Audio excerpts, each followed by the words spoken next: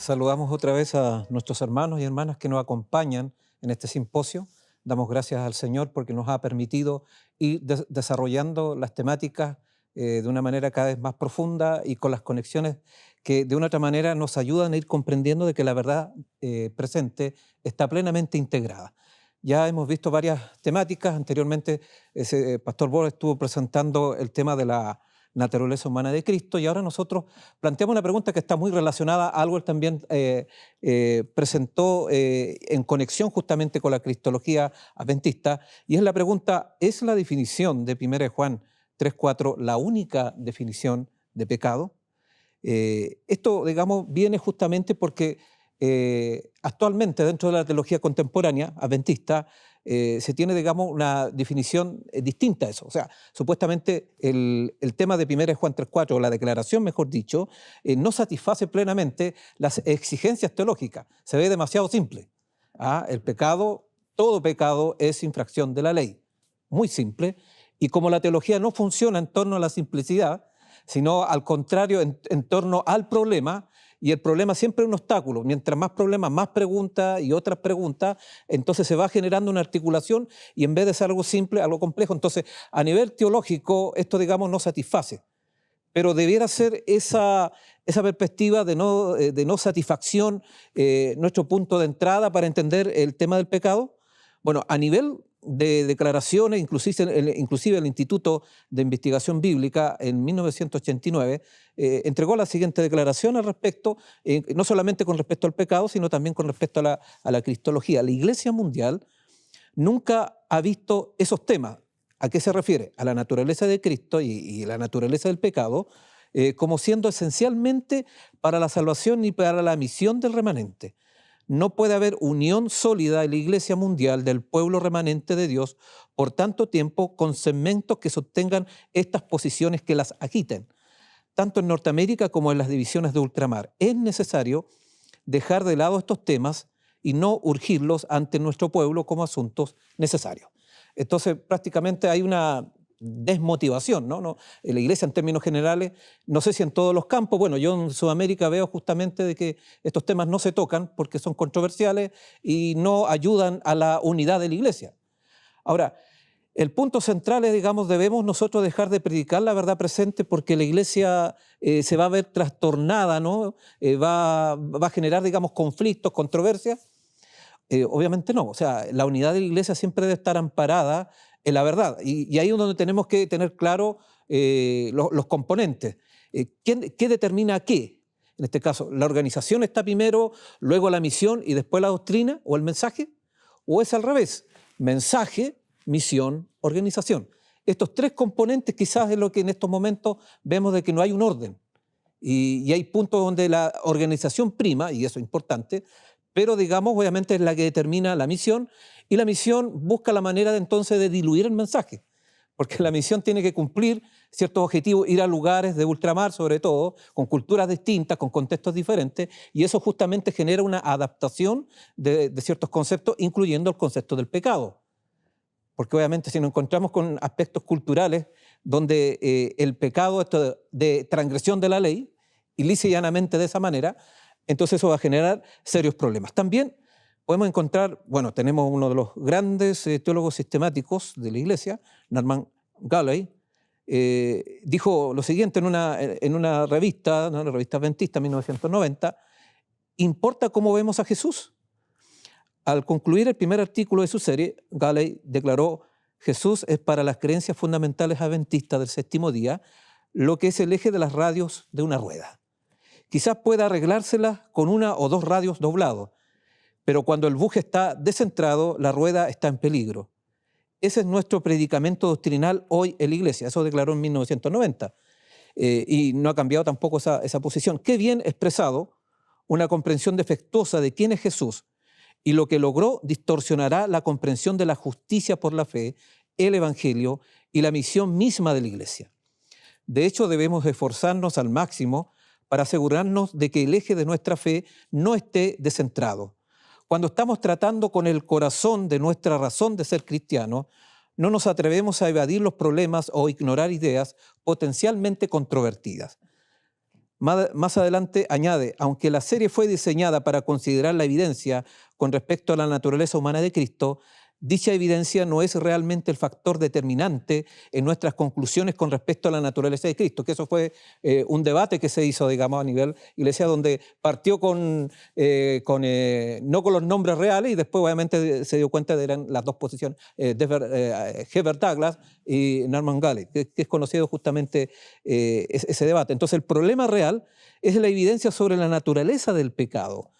Cualquier conclusión a la que se llegue con respecto a qué es el pecado determinará nuestras conclusiones sobre la naturaleza de Cristo. Y tiene razón.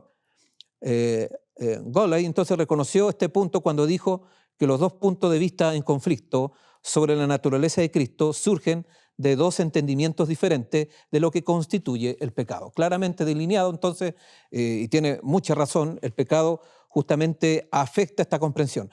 Otro aspecto más que él agrega, no debemos subestimar la importancia de este tema.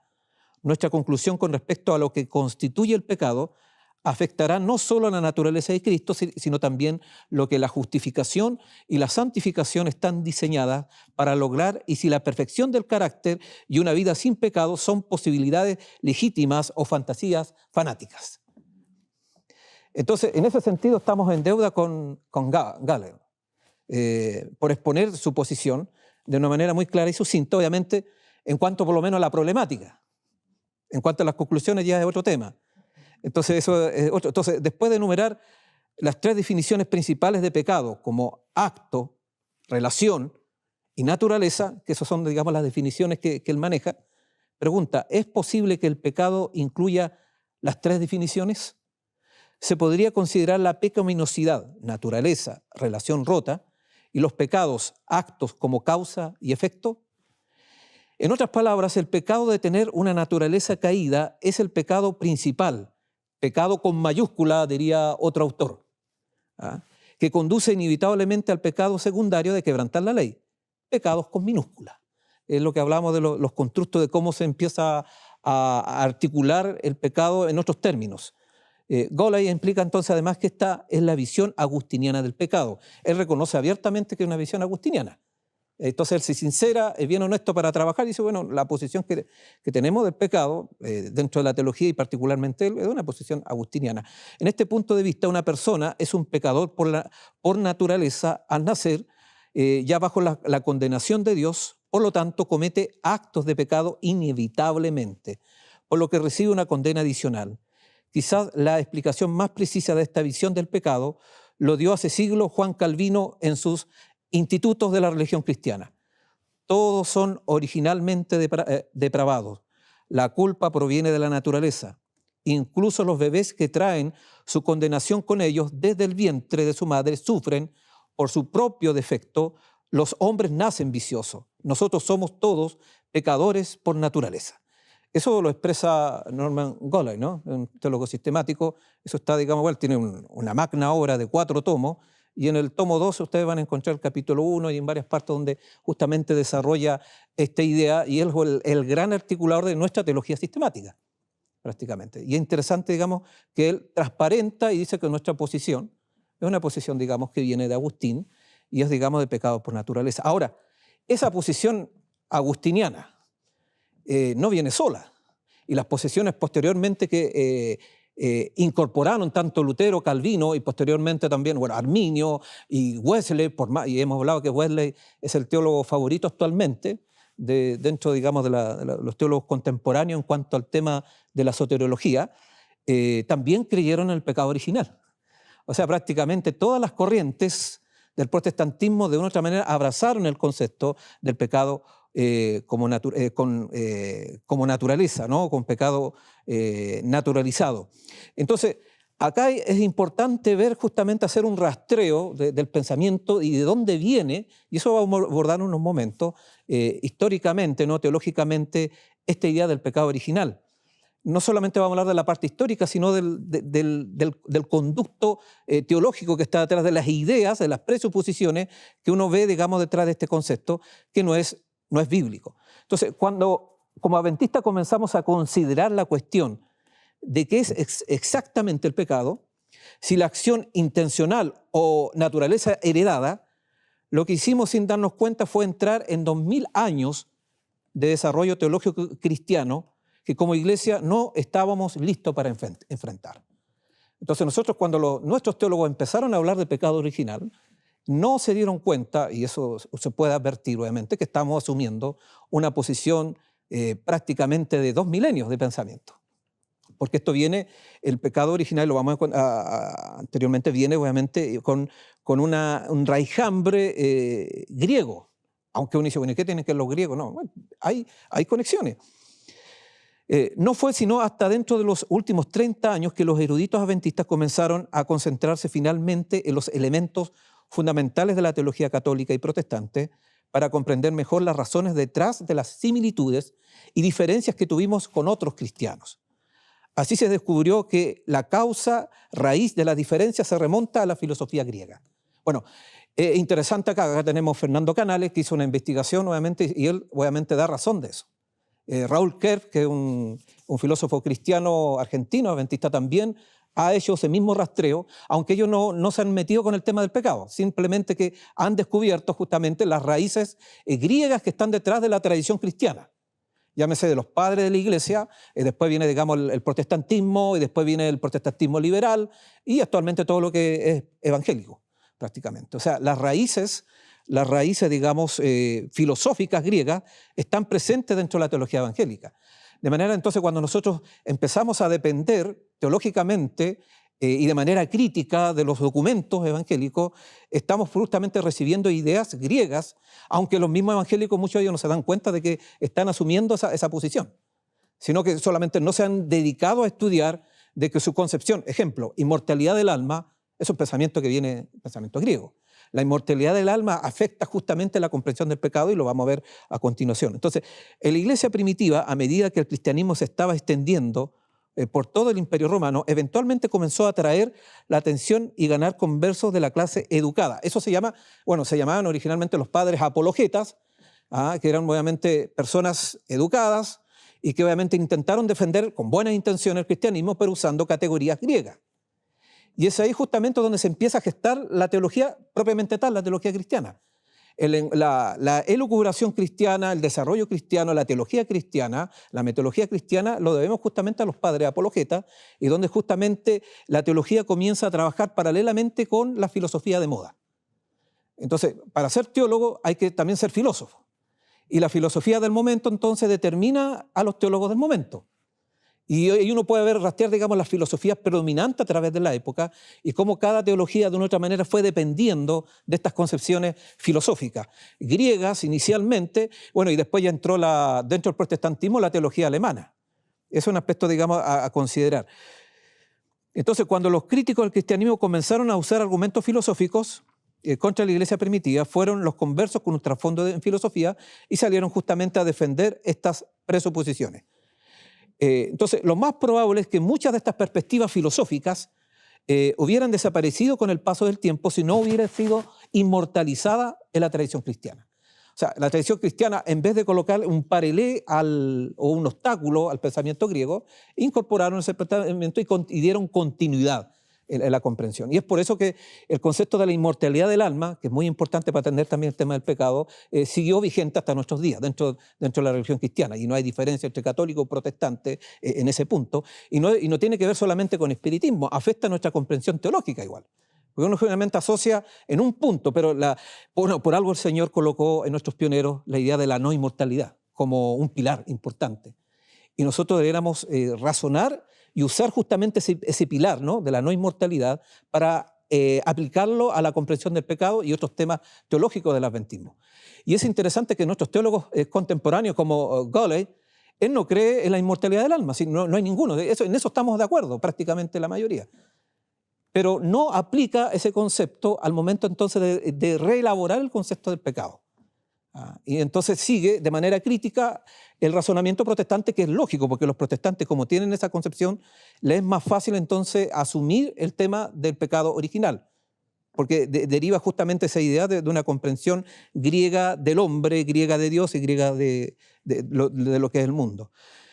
Entonces, lamentablemente no desapareció, Por lo tanto, a través de los padres de la Iglesia y por medio de la tradición, la filosofía helenística ha mantenido un lugar destacado en la teología católica y protestante hasta nuestros días, incluyendo adventismo también, lamentablemente. Porque si adoptamos, digamos, las posiciones evangélicas, estamos adoptando también el helenismo, o el pensamiento heliático griego, que es el pensamiento dicotómico, de puras aporías, o sea, puras contradicciones, dialéctica, en fin, todos esos aspectos han entrado dentro de la teología y no tienen nada que ver eso con la palabra de Dios, no trabaja con esos conceptos, menos los testimonios. El White no desarrolló el pensamiento dialéctico, no trabajó con paradojas, no trabajó con contradicciones, no trabajó con tensiones, nada de eso.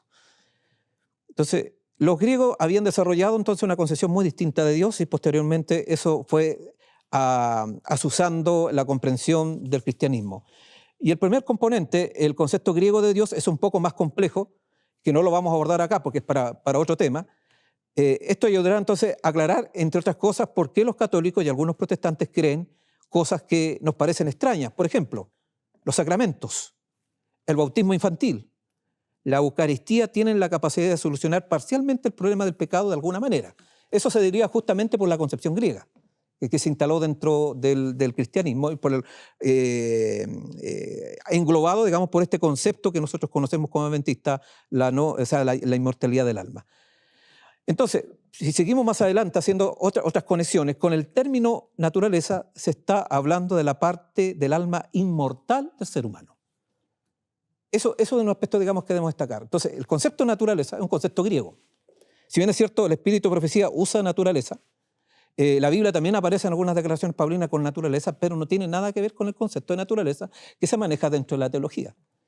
Ese concepto de naturaleza está estrechamente relacionado con el concepto de la inmortalidad del alma y solamente es posible dentro de esa concepción. El otro componente, el concepto griego del hombre como un ser dualista con un cuerpo mortal y un alma inmortal, es aparentemente mucho mejor entendido por la mayoría de los adventistas, porque por lo que pasaré más rápido, digamos, este tema, no nos vamos a meter en ese punto. Y otro aspecto que debo destacar, y que es una pregunta también que hay que considerar, ¿a qué se refieren exactamente otros cristianos con el término naturaleza, cuando hablan de naturaleza pecaminosa? Y la respuesta es que están hablando de la parte del alma inmortal del ser humano. Esto plantea la pregunta entonces de que ¿cómo todo esto se traduce en teología adventista, dado que no creemos en un alma inmortal? Entonces el término naturaleza está asociado justamente a la inmortalidad del alma. Entonces si decimos a que somos pecadores por naturaleza, estamos asumiendo la inmortalidad del alma. No sé si me estoy dando a entender frente a ese punto, ¿no? Eso es contradicción teológica. Y eso ya es grave al momento entonces de articular justamente este pensamiento. Entonces, acá debemos buscar algunas opciones. Una opción es volver a creer en el alma inmortal, para ser más coherente. Y siguiendo, digamos, la metodología de Ford. Ford era bien coherente a pesar de que llegó a ideas, digamos, no adventistas. Pero era coherente. Entonces, si somos coherentes, tendríamos que... Eso es una opción. Y lamentablemente hay algunos adventistas que están yendo por ese camino, no es la mayoría, pero hay algunos que están buscando esa alternativa. Otra opción es tener la misma antropología dualista que otros cristianos, con la única excepción de que el alma duerme con la muerte, ¿no? Al morir, el alma duerme. Es una adaptación bien interesante igual. Esta, por lo tanto, cuando otros cristianos hablan del pecado original, a lo que se refiere es un defecto de fábrica en el alma misma. Eso es el pecado original para los cristianos, para los protestantes. No debiera ser así para los adventistas, pero lo han asumido también. Entonces, explican esto ya sea suponiendo que Dios crea almas defectuosas, pecaminosas, cada vez que conciben un nuevo bebé, o que hay un mecanismo por el cual el alma del bebé se crea del alma de los padres, al igual que un mecanismo por el cual del bebé proviene del cuerpo de los padres, y esto explica la transmisión de la corrupción de una generación a la siguiente. Una naturalización ya al infinito. Entonces, ya deberíamos estar claros de por qué obviamente esa idea de que Jesús asumiera una naturaleza, como estaba hablando nuestro pastor Bord, una naturaleza post-caída, no sea concebida dentro de los evangélicos. Porque eso no calza. El concepto que ellos tienen de naturaleza relacionado con el alma ya no permite justamente esa conexión. Entonces, si la palabra naturaleza es sinónimo de alma para los cristianos, otra pregunta más, ¿cómo se relaciona exactamente los adventistas con esto? También es una desviación importante de la antropología adventista tradicional y se basa mucho más en la filosofía griega que en la escritura. probablemente la mayoría de los adventistas que tienen una visión pecado igual naturaleza, han transferido los elementos esenciales de la doctrina original del pecado del alma al cuerpo. Esa es la otra opción, nuestra biología física con sus impulsos.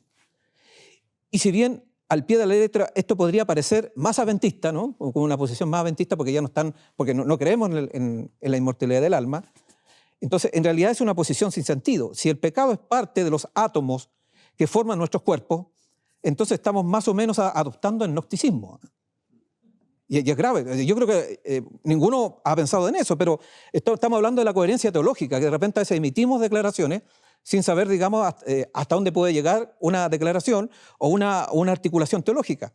Entonces, si tratamos de mantener un concepto de identidad como los evangélicos, debemos recordar que materialmente hablando hay un punto en el tiempo, en el cuerpo humano, donde nada más que un pequeño saco de ADN. Y si la mera presencia de ADN humano constituye pecado, que es otra posición que uno ve actualmente, ¿no? Que el pecado es parte de nuestro ADN, ¿qué pasa si transcribo toda la secuencia de ADN a una hoja de papel? ¿Ese papel también se volverá pecaminoso? No sé, es para reflexionar hasta dónde podemos llegar, ¿eh? Estoy ahí elucubrando y viendo un punto, digamos, de cómo a veces las presuposiciones teológicas que adoptamos, si no son coherentes, nos pueden llegar justamente a algo que es casi ridículo. Pero así puede llegar justamente cuando nosotros no hilamos bien los elementos que estamos asumiendo o cuando mezclamos ideas que vienen de otras tradiciones teológicas. Entonces, si la palabra naturaleza es sinónimo de alma para otros cristianos, ¿cómo se relacionan exactamente los adventistas con esto? Además de intentar remediar este problema, algunos de nuestros teólogos han tratado de reintroducir una variante del concepto de culpa original. Estas son otras variantes que son más forencistas. Los humanos son pecaminosos no por algo en sí mismo, sino por la posición legal de condena de la raza humana de manera corporativa. Eso algunos buscan esa medida legal, ¿no? Como algunos se han dado cuenta de esta incoherencia, entonces han buscado, o sea, se andan buscando mil formas y no van a la Escritura, porque la Escritura está clara. Pero estos son los desvíos y gasto de tiempo, gasto de energía, gasto de recursos para buscar justamente un acomodo y no caer, digamos, en incongruencia, pero al final no se soluciona el problema, porque esa manera no soluciona, porque tiene serias implicancias éticas llegar a esa declaración. Finalmente, hay otra explicación que ha sido que los seres humanos son pecaminosos porque nacimos separados de Dios, que esa es una posición que también hablaba nuestro pastor Bor. Y si bien esto podría ser una buena explicación de por qué desarrollamos una naturaleza pecaminosa en general, la separación en sí misma no puede considerarse pecado, ya que eso equivaldría a un requisito puramente arbitrario de parte de Dios. Entonces no es factible. Entonces, da cuenta como los caminos, entonces ahí está el ejercicio y la gimnasia teológica que se hace contemporáneamente por no someternos justamente a las declaraciones de la Escritura y también del Espíritu de Profecía, que va en la misma dirección que 1 Juan 3:4. Entonces, ¿dónde anclamos? Y acá viene otra pregunta. ¿Dónde anclamos la identidad humana si rechazamos la noción de un alma inmortal? Los evangélicos ya la tienen clara, no tienen problema. El pecado original con el concepto de la inmortalidad, para los evangélicos está bien. No, para ellos no tienen problema de coherencia. Para un teólogo adventista o para un adventista sí hay problema, porque nosotros no creemos en la inmortalidad del alma. Entonces, ¿cómo hacemos para entender justamente el pecado, si el pecado, digamos, solamente el pecado original se sostiene con un concepto de la inmortalidad del alma? Entonces, esencialmente, cuando como adventistas rechazamos la antropología dualista de los griegos, también rechazamos con ella la capacidad de tener una identidad preformada desde el nacimiento, que luego puede considerarse legítimamente pecaminosa, como lo sostienen otros cristianos. Nuestra antropología requiere que veamos la identidad como algo en lo que nos desarrollamos en lugar de algo en lo que nacemos, que es distinto. Ahí debe estar, digamos, el punto, y en esa dirección tenemos que ir. La identidad entonces es algo como en desarrollo, ¿no? En algo que nos desarrollamos en vez de algo en que nacemos, como algo mucho más fluido de lo que permite la antropología evangélica. Entonces, ¿dónde aclamamos la identidad humana si rechazamos la noción de un alma inmortal? Y acá viene entonces, y ahí viene el punto que creo que no se ha trabajado con el concepto del pecado, y es un problema vigente, por más que Norman Gale y otros han intentado armar una Hammer teología, que es el tema del pecado teológicamente hablando, no han podido. Sigue siendo un tema complejo el tema del pecado. ¿Y es por qué? Porque nos hemos olvidado algo. O sea, el tema, la identidad humana debe ser anclada en el carácter. Ahí está el tema. Y tenemos luz al respecto. En la Escritura, ni hablar, en los testimonios, el énfasis que hace, pues, no hay más coherencia que Ellen White, ¿no? El espíritu de profecía es muy coherente en articular, bueno, por algo fue dirigido por el Espíritu Santo inspiró, dirigió a nuestra hermana para obviamente poder que los cabos, digamos, sueltos se puedan unir. El carácter es para los adventistas lo que el alma es para los católicos y evangélicos. Y esto conlleva implicaciones significativas que debemos tener en cuenta al desarrollar nuestra teología. No podemos simplemente transferir cosas de otros cristianos como si sus creencias pudieran encajar también en nuestro sistema de pensamiento como la de ellos. Entonces, ahí está el problema. Estamos trabajando suponiendo de que creemos en la mortalidad del alma, no creyéndola. Y en vez de enfocarnos justamente en donde debemos partir, en el tema del carácter. Es ahí donde está la identidad. Entonces, un adventista no trabaja con el concepto de la inmortalidad del alma y con el concepto del alma, a pesar que Ellen White usa el alma, pero ella como sinónimo de carácter. No como, digamos, como lo entienden los evangélicos. Entonces hay que entender también las declaraciones y los usos que hace el espíritu de profecía dentro del contexto en que ella desarrolla. Y el carácter, en este sentido, es fundamental. Entonces, ¿cómo puede el carácter ser etiquetado como pecado? Después de todo, la Biblia dice que el pecado es transgresión de la ley. Entonces ahí viene el aspecto. Bueno, y ahí entra justamente el tema del pecado. El tema del pecado no tiene que ver con el alma, tiene que ver con el carácter. No tiene que ver con el hombre atemporal, con la parte interna, bueno, de ahí vienen las perspectivas místicas y todos esos aspectos, digamos, que la Escritura no trabaja porque el Señor trabaja con la mente, no trabaja con interioridades secretas, con algo oculto. El Señor no opera de esa manera. Sin embargo, con todo lo dicho, también debemos reconocer que las implicancias del pecado como carácter son muy diferentes a las implicancias del pecado como naturaleza. Si la naturaleza se define como el alma, definir la naturaleza como biología no tiene sentido. Ahí está el punto. Entonces, ahí también he visto contradicción. Dice, no, somos pecadores como naturaleza, pero tiene un concepto del ADN como pecado. No cuadra, son dos cosas distintas. Hay otra incoherencia ahí. Entonces, como lo hacen los evangélicos, entonces las deficiencias pecaminosas están conectadas a nuestra identidad y no se eliminarán hasta que Jesús venga. Aquí ahí estamos. Porque si es parte, no es parte de nuestro carácter, pero sí es parte justamente de nuestro ADN o es parte de nuestra alma, entonces obviamente eso no se puede quitar y va a permanecer hasta cuando Cristo venga. Sin creer en un alma, por otro lado, nuestra identidad pecaminosa no está cableada, sino que se desarrolla con la formación del carácter. Y así como el carácter se puede formar pecaminoso, también se puede transformar y volverse más y más como el carácter de Cristo con el potencial de alcanzar la perfección. En otras palabras, la antropología adventista carece del elemento que impide que otros cristianos crean que la perfección es posible. Y ahí entra, digamos, el otro concepto. Entonces, si no tenemos claro este punto, obviamente va a ser difícil poder aceptar el tema de la perfección.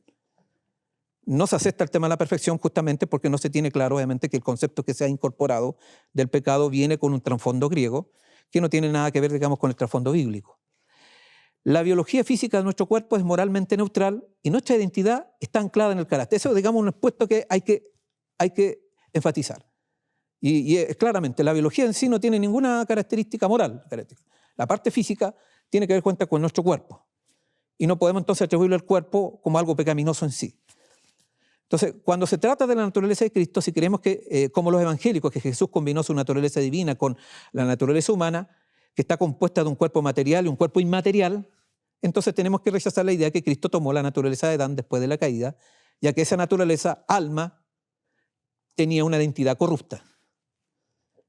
Sin embargo, en la antropología adventista, la biología física de nuestro cuerpo es moralmente neutral y nuestra identidad está anclada en el carácter.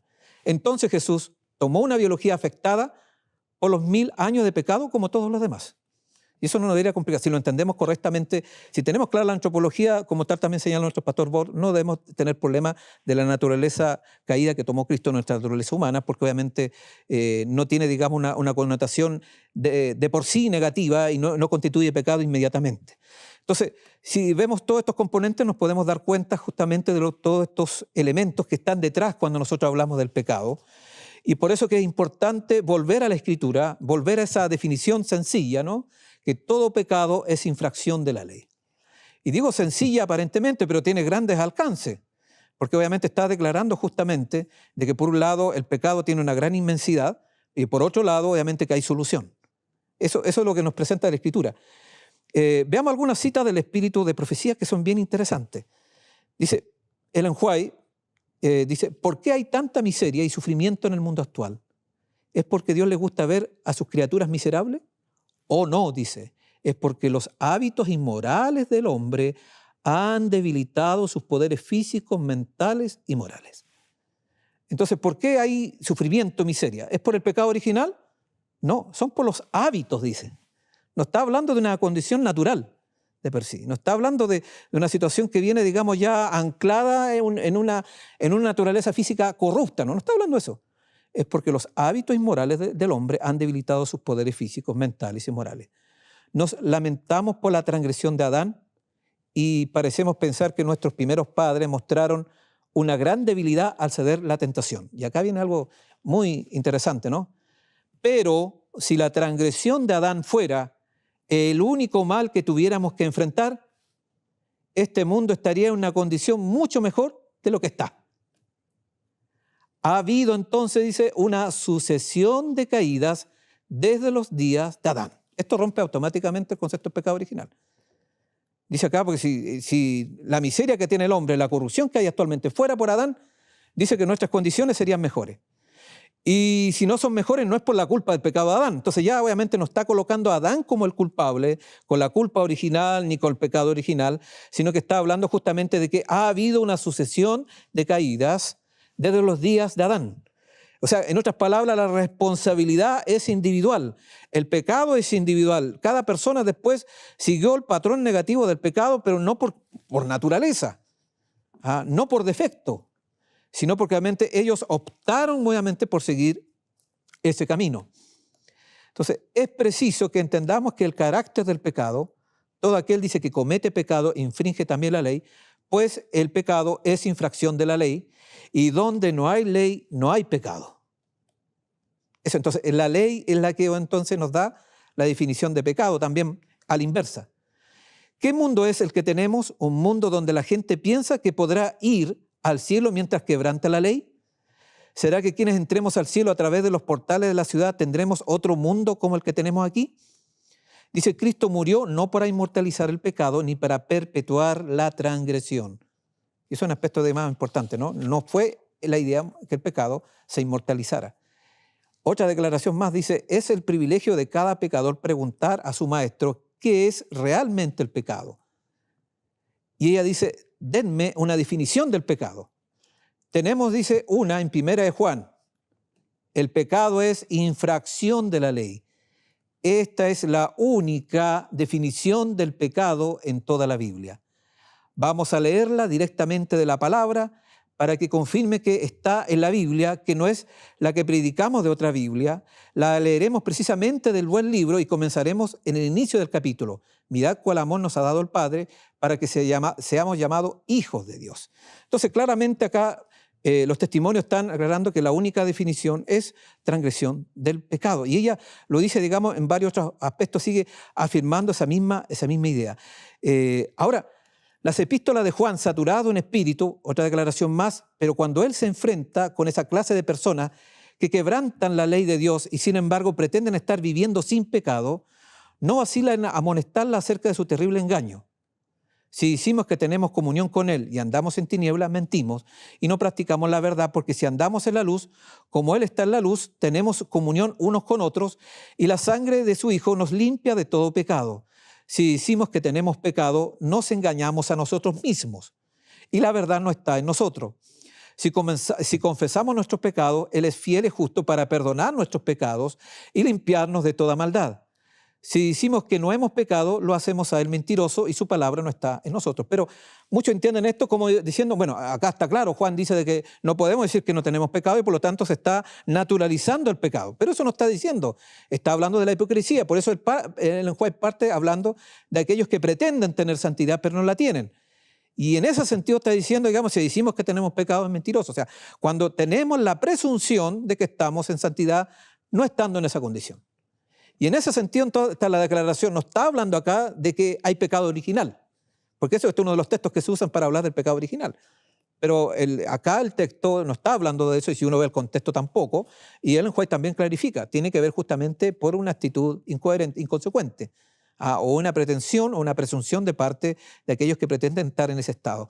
Otra parte dice, aquí está la verdadera definición de pecado, infracción de la ley. Cuán a menudo el pecador es instado a abandonar sus pecados, a acudir a Jesús, pero el mensajero, que debía conducirlo a Cristo, le ha señalado claramente el camino, le ha señalado claramente el hecho de que el pecado es infracción de la ley y que debe arrepentirse y dejar de quebrantar los mandamientos de Dios. Entonces podemos ver justamente acá todos los aspectos que están relacionados con el pecado, y la definición es clara, ¿no? El pecado es infracción de la ley, y sigue insistiendo el espíritu de profecía. Los mandamientos de Dios son abarcantes y de gran amplitud. En unas pocas palabras despliegan todo el deber del hombre. Amarás al Señor tu Dios con todo tu corazón, con toda tu alma, con toda tu mente y con todas tus fuerzas. Amarás a tu prójimo como a ti mismo.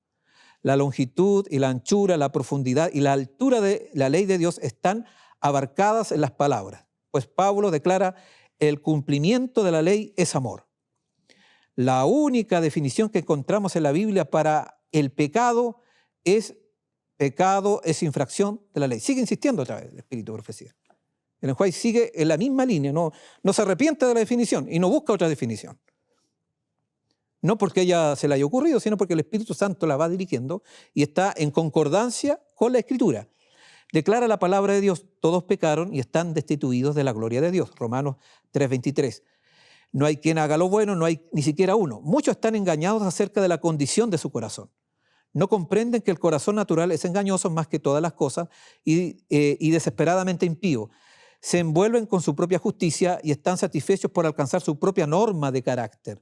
Sin embargo, cuán fatalmente fracasan cuando no alcanzan la norma divina y por sí mismos no pueden hacer frente a los requerimientos de Dios. En ese sentido está hablando justamente esos textos paulinos, y el cual acá ilumina en este sentido.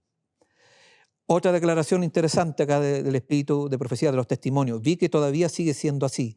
De tarde en tarde guardaréis vuestro reposo. El ángel dijo, tomad la palabra de Dios, leedla, comprendedla, y así no podréis errar. Leed cuidadosamente en ella, encontraréis qué significa tarde y cuándo es. La pregunta al ángel que si Dios se sintió degradado por su pueblo por comenzar el sábado en la forma como lo había hecho.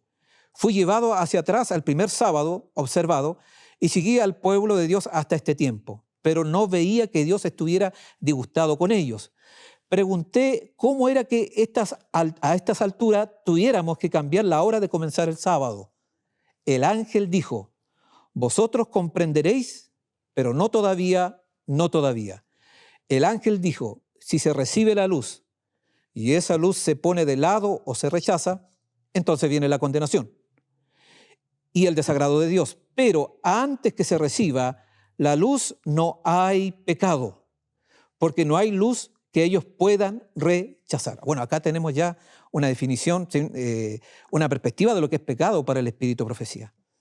Claramente acá Ellen White no trabaja con las categorías griegas de naturalizar el pecado, porque el pecado está con dos elementos importantes. Con la luz que se tiene, por un lado, si no está la luz, no hay pecado. Si esa luz está y se rechaza, es pecado, son las opciones. Pero ¿qué? Cuando dice, si se rechaza, ¿qué está hablando ahí? Voluntad, elección, decisión. Claramente, obviamente, la comprensión de los testimonios con respecto al pecado, ya en términos concretos, porque este es un caso que se le presenta en Ellen White, con respecto a la observancia del día sábado. Y hay otras partes donde igual otra vez el sábado pasó a ser un tema complejo en ciertos tipos de aplicaciones, pero ahí el Señor le trajo luz y esa luz estaba directamente relacionada con el concepto del pecado. Si hubiese sido un concepto por naturaleza, obviamente estas preguntas están de más y estas inquietudes están de más también. Pero como claramente la comprensión del pecado que tenía los testimonios, Ellen White, por revelación, entonces venía la inquietud, ¿qué hacemos en este punto? Y entonces el ángel dice, si esa luz está y se rechaza, entonces es pecado. Si no hay luz, no hay pecado. Es tal cual también lo dice el apóstol Pablo, ¿no? Con respecto, digamos, al conocimiento de la ley, digamos, lleva justamente al pecado. Si no hay ese conocimiento, ese discernimiento en ese momento, no hay pecado. Por eso no se le puede inculpar a Lutero por no guardar el sábado. Eso lo hablamos posteriormente, ¿no? Porque Lutero no guardó el sábado. Pero por eso, digamos, falló, no tuvo luz al respecto. Y también podemos hablar, digamos, de otros reformadores. Entonces, si tenemos esto claramente, vamos a ver que, digamos, el pecado no tiene que ver con un aspecto natural, sino muy por el contrario, está haciendo alusión a aspectos que tienen que ver con la voluntad, aspectos que tienen que ver con la elección, y eso está en estrecha relación con el concepto del el libre albedrío. Y el libre albedrío, obviamente, hay dos posibilidades: o fue afectado por el pecado o no fue afectado por el pecado. Dentro de la teología, digamos, protestante evangélica, se cree que fue afectado por el pecado.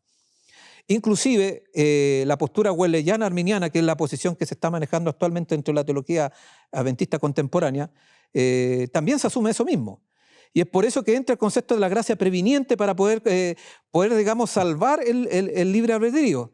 Entonces Dios tiene que intervenir previamente, esa gracia previniente, sin ningún tipo de decisión humana. Es un aspecto muy universalista en ese sentido, y entonces actúa y libera, y así entonces el ser humano puede actuar y puede decidir. Parece bonito, pero no es bíblico. Eso es gracia previniente. Y Ellen White no trabaja con ese concepto, porque acá perfectamente podría estar la gracia previniente acá, con respecto al sábado, pero no aparece. Estaba el momento entonces para que se desarrollara ese concepto. Pero acá el concepto que se maneja es totalmente distinto, se habla de la luz. Se habla de la comprensión justamente sobre ese tema y la luz que Dios ha entregado y el discernimiento de esa verdad en el momento. Y por eso que, bueno, y lo vamos a estudiar en otro momento, la verdad es progresiva. Eso lo dice también el Espíritu de Profecía. No progresista, que no es lo mismo. La verdad es progresiva, o sea, progresa no en torno, digamos, a las nuevas lecturas de la época, no a los signos de los tiempos, como lo trabaja la teología católica y el pensamiento muy contemporáneo. Eso no tiene que ver justamente a las señales, a los signos, no a las señales de los tiempos, a los signos de los tiempos. Lo usa mucho el catolicismo actual en ese sentido, y por eso se va adaptando a las culturas, ciertas prácticas. No, eso no es. La verdad progresiva tiene que ver, digamos, con la comprensión de esa luz que Dios va entregando, con la revelación de los profetas que estuvimos hablando anteriormente, cómo el don profético se va manifestando a través de la época, y entonces en ese sentido el Señor va entregando luz, y ahí entonces se va entendiendo justamente este término, el pecado. Pero acá no entra el concepto del pecado por naturaleza. Otro aspecto que podríamos llegar, y bueno, con respecto a la Escritura, ya hemos visto acá los testimonios, ¿no? Y podemos hacer algunas consideraciones, no es para un tema completo obviamente abordar, pero hay algunos textos interesantes que ayudan a entender justamente que la declaración del Espíritu de Profecía y la declaración de Juan, digamos, no es algo aislado, sino que ya estaba presente en nuestros autores, particularmente en Pablo. En la Escritura nosotros encontramos en el Antiguo Testamento 3 palabras para pecado, que algunos creen que eso daría lugar para definiciones distintas de pecado, pero a la luz de la Escritura vamos a darnos cuenta que va en otra dirección. El término jatá, peshá y abón son los 3 términos principales. Hay otros más, pero esos 3 términos son recurrentes y a veces aparecen juntos en muchas partes, incluyendo el famoso texto de Salmo 51. Y en el Nuevo Testamento encontramos varios, pero hay 2 términos, digamos, muy importantes acá: jamartía y anomia. Son los términos que están acá. Ahora, si uno va al texto de 1 Juan 3:4, es interesante, dice: todo pecado, esa palabra pecado que aparece ahí, es jamartía. Toda jamartía es transgresión, y el término para transgresión es anomia. Entonces coloca prácticamente una ecuación, jamartía y anomia, y no como 2 elementos distintos, sino que Juan Cuotas lo equipara. Porque hay algunos que dicen que jamartía tiene que ver con otro aspecto de pecado, y se usa justamente eso para naturalizar el pecado. Pero eso no lo vamos a encontrar en el Nuevo Testamento, y por eso acá Juan y el Espíritu Santo dirige y se conecta con anomia, que anomia es un concepto más legalista, podríamos decir, ¿no? Un concepto más legalista, entre comillas, ¿no? Un pensamiento que tiene que ver con la ley de Dios y con la transgresión de la ley. Si uno va a Romanos capítulo 4, versículo 7, es interesante que Pablo cita Salmo 31:1. Dice: bienaventurados aquellos cuyas iniquidades son perdonadas y cuyos pecados son cubiertos. El término pecado cubierto usa el término anomia, transgresión de la ley, podríamos traducir perfectamente. Y su transgresión de la ley son cubiertos. Y el término hebreo, digamos, que hace alusión, como está citando Salmo 31:1, es pechá. O sea, pechá en este sentido estaría en relación ¿con qué? Con anomia, que es el término que significa transgresión de la ley. O sea, ahí tenemos justamente que Pablo tenía claro que pechá está relacionado con transgresión de la ley también. Por relación justamente porque usa anomia, y obviamente anomia para traducir, para hacer, digamos, un equivalente al término pechá en hebreo. También dice, bienaventurado todo aquel cuya transgresión ha sido perdonada y cubierto su pecado, ¿no? Cubierto su anomia. Y ahí está también el mismo término pechá. Más adelante, en Romanos capítulo 8, cita Salmos 31:2, y dice, bienaventurado el varón a quien el Señor no inculpa del pecado. Ahí también usa el término anomia, pero esta vez ese término anomia no traduce pechá porque aparece otro término hebreo, abón. O sea, abón es anomia, es transgresión de la ley. Estamos hablando como si el apóstol Pablo no tiene problema. Abón no significa otra cosa. Abón significa, al igual que pechá, transgresión de la ley. Más adelante nosotros podemos encontrar, digamos, otra declaración. Bienaventurado el hombre a quien Jehová no culpa de iniquidad y en cuyo espíritu dice no hay engaño. Ahí el término es también anomia y el término es abón. Hebreos capítulo 10, 17 hace el apóstol Pablo una alusión, ¿no? una cita a Jeremías capítulo 31, versículo 4, y dice, y nunca más me acordaré de sus pecados y transgresiones.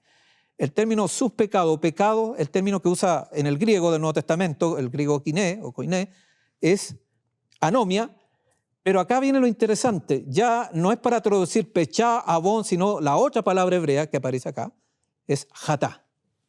O sea, toda jatá es transgresión de la ley. No sé si me estoy entendiendo. Entonces, el apóstol Pablo, claramente acá estamos dando cuenta que usa anomia para justamente articular el concepto del pecado. Si bien es cierto, Pablo no define como Juan de la misma manera, porque no se preocupa de ese tema, pero sí, en la práctica, Pablo justamente asocia los términos jatá, en hebreo, el término pechá y el término abón, como anomia.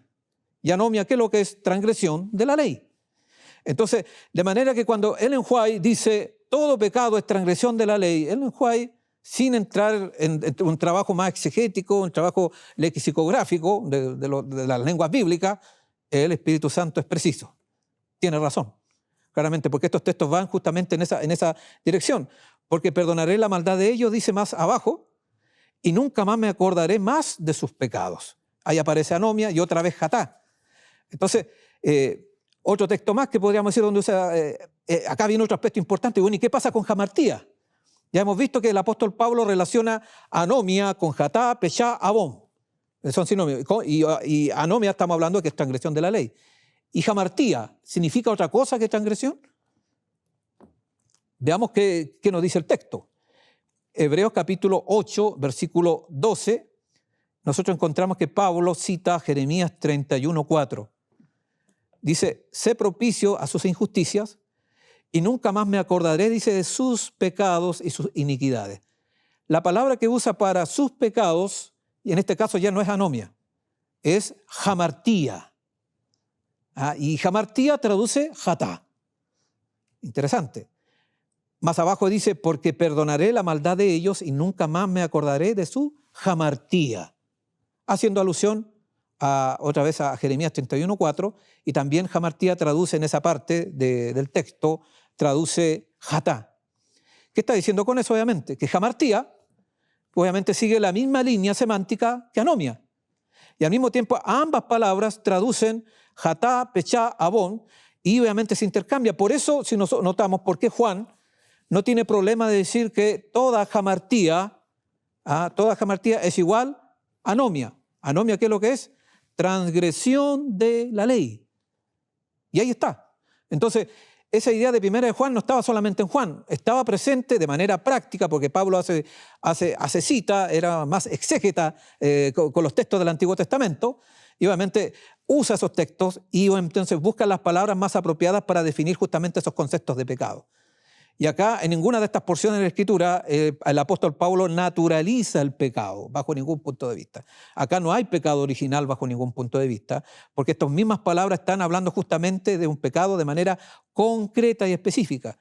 Así que tanto el vocablo griego neotestamentario más importante como jamartía, como las palabras hebreas principales, pechá, jatá, abón, comparten el sentido de transgresión de la ley. Entonces, a la luz de estas palabras, de estos textos anteriores, se puede concluir que el pecado es un hecho concreto. No es algo simplemente algo natural, algo de facto, algo que viene en nuestra naturaleza o que está en nuestro ADN o que está en nuestra alma, como lo entienden, digamos, los teólogos evangélicos.